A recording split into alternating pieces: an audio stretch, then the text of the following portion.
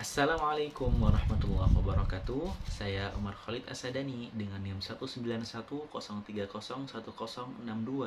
dari kelas 5A5 Prodi S1 Fisioterapi Universitas Aisyah Yogyakarta.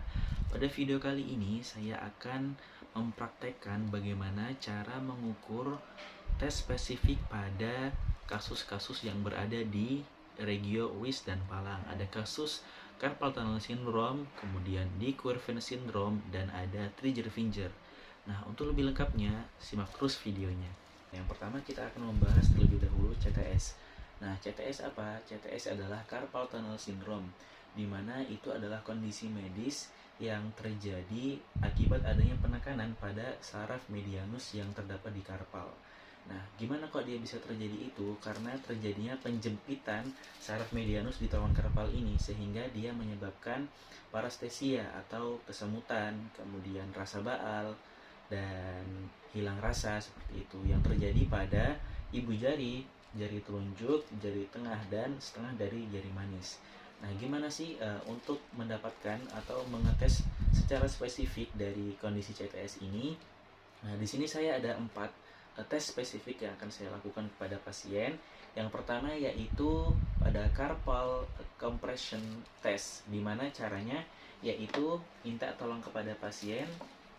Oke, posisikan tangan pasien ini supinasi seperti ini. Oke, kemudian kita akan menekan dari tulang atau di atas tulang pisiform dan di atas tulang scapuloid seperti ini. Kita tes atau kita tekan selama 30 detik.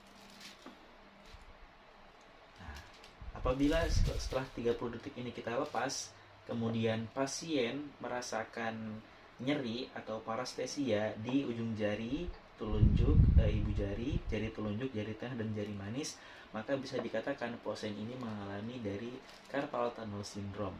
Selanjutnya yang kedua ada Pallen test, di mana Pallen test itu prosedurnya adalah nanti kita minta pasien untuk menfleksikan atau menekuk dari regio bawahnya seperti ini ya. Contohnya yaitu minta tolong pasien untuk mengikuti gerakan saya seperti ini, fleksikan, ikutin. Oke, kemudian yang ini juga diposisikan seperti ini, kemudian ditekan.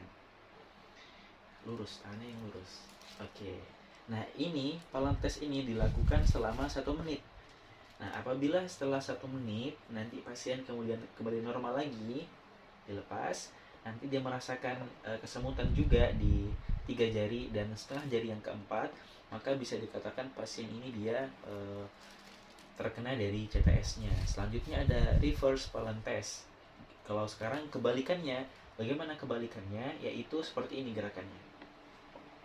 Nah, gerakannya sama seperti ini, ditekuk atau difleksikan dari elbow-nya, kemudian didorsal fleksikan dari palmarnya, kemudian ini ditahan selama 1 menit juga.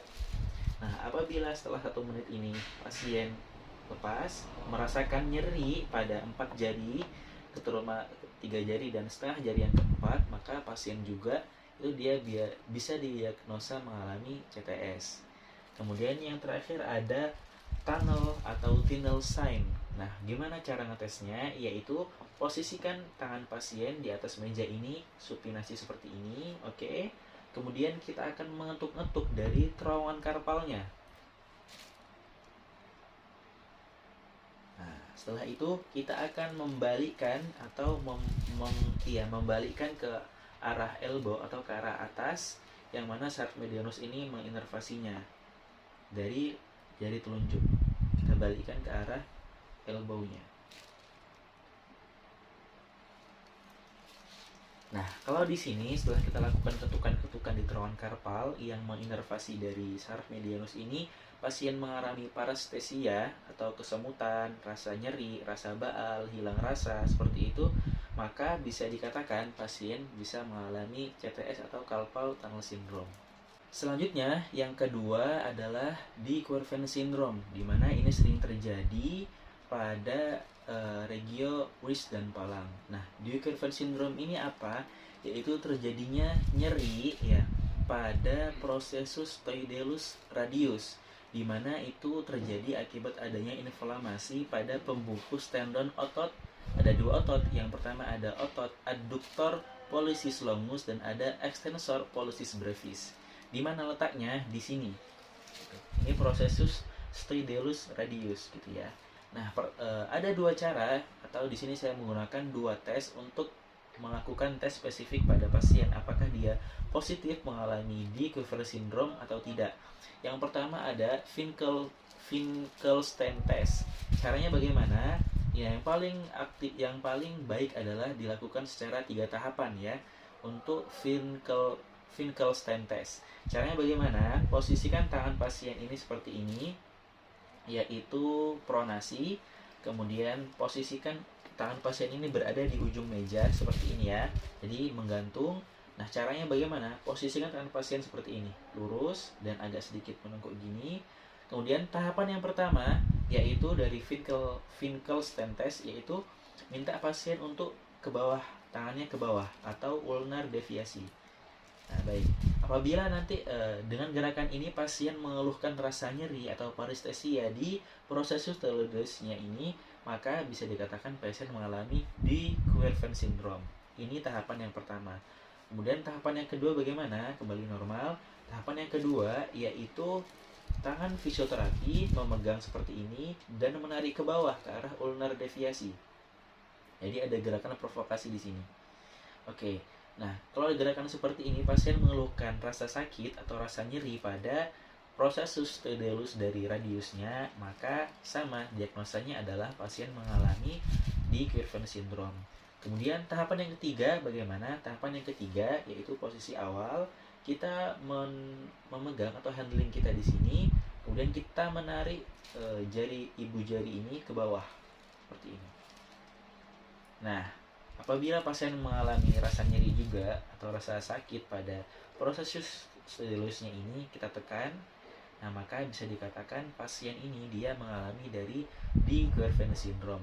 Ini untuk spesifik tes yang pertama. Selanjutnya kembali normal. Selanjutnya yang kedua ada yang namanya H-of test. Nah, H-of test ini bagaimana? Kurang lebih hampir sama prosedurnya, hanya saja bedanya adalah pertama, posisikan tangan pasien seperti ini dengan posisi pronasi, dan wrist dan handnya berada di ujung dari meja. Kemudian minta atau instruksikan pasien untuk menggenggam ibu jarinya seperti ini. Oke, kalau sudah, maka kita akan memberikan stretch ya seperti ini. Kita akan arahkan ke bawah ke arah ulnar deviasi seperti ini. Oke, nah apabila ini pasien mengalami nyeri atau parestesia, bisa kesemutan, bisa hilang rasa atau rasa baal, maka yang terjadi pada processus taludus ini atau pada tendon dua otot tadi, adductor pollicis longus dan extensor pollicis brevis, maka bisa dikatakan pasien ini dia mengalami D. Quervain syndrome. Selanjutnya, kasus yang ketiga adalah Trigger-Finger. Nah, Trigger-Finger ini apa? Yaitu Trigger-Finger ini adalah suatu kondisi medis yang paling sering terjadi pada manusia akibat terjadinya gerakan yang terlalu overuse pada jari-jari. Bisa terjadi di ibu jari dan 4 jari lainnya gitu.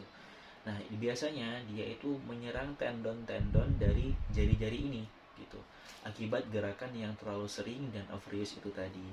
Nah, akibatnya nanti dia akan mengalami penguncian sebelum bisa terbuka secara utuh. Jadi misal harusnya posisi normalnya adalah bisa membuka seperti ini, tapi pada pasien yang mengalami Trigger-Finger dia akan kesulitan.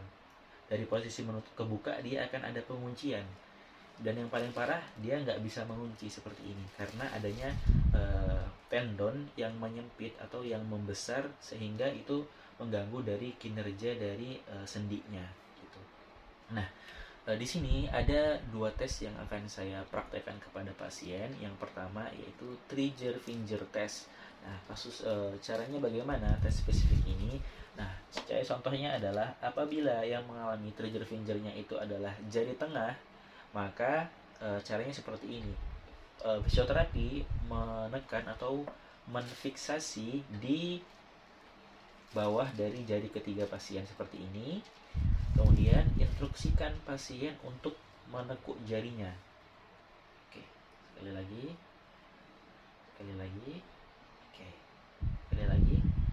Nah, apabila nanti pasien dia mengalami rigiditas atau seperti kekakuan akibat dari gerakan ini, dari posisi seperti ini, dia kesulitan. Nah, maka bisa dikatakan pasien ini mengalami dari Krieger-Finger.